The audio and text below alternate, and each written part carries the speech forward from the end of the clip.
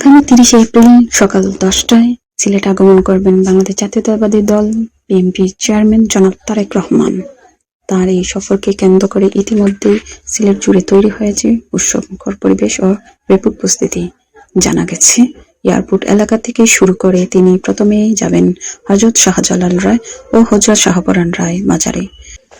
জানা গেছে, এয়ারপোর্ট এলাকা থেকে শুরু করে তিনি প্রথমে যাবেন হযরত শাহজালাল রায় ও হযরত শাহপরান রায় এর মাজারে। সেখানে জিয়ারত ও দোয়া মোনাজাতে অংশ নেবেন তিনি।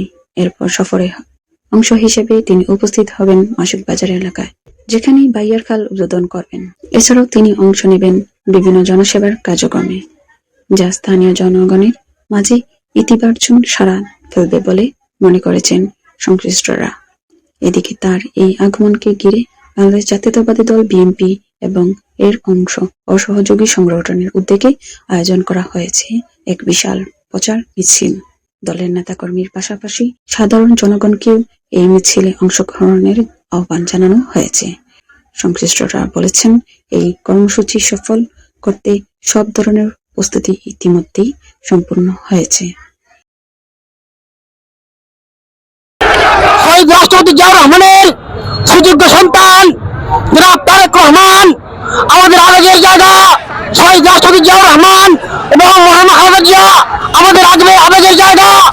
আমরা যদি কেউ আমাদের নেতা এবং পরিবারকে কেউ কোনো কথা বলে, আমরা তার দাঁত ভাঙার জবাব দেবো। আমাদের নেতার চোখের দিকে আঙুল দেয়, আমরা তার আঙুল ভেঙে ফেলবো। বন্ধুগণ, আমরা এই বাংলাদেশে মুক্ত সংগঠন নামে একটি সংগঠন যেভাবে বাংলাদেশে চাষের রাত্রি কায়েম করছে, আমরা এই গুপ্ত সংগঠনের সকল নেতা কর্মীকে হুঁশিয়ার করে বলতে চাই, এখনো সময় আছে। দেশের জন্য আপনারা কাজ করেন।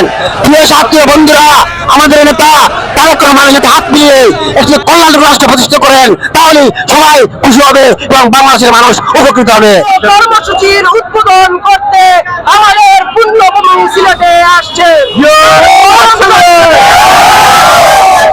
তারেক রহমানকে স্বাগত জানাতে বাংলাদেশ জাতীয়তাবাদী দল বিএনপি, যুবদল, ছাত্রদল, স্বেচ্ছাসেবক দল জাসাসের উদ্যোগে আজকের এই প্রচার মিছিল। আপনারা জানেন, তারেক রহমানের সরকার জনগণের সরকার, বিএনপি সরকার জনগণের সরকার।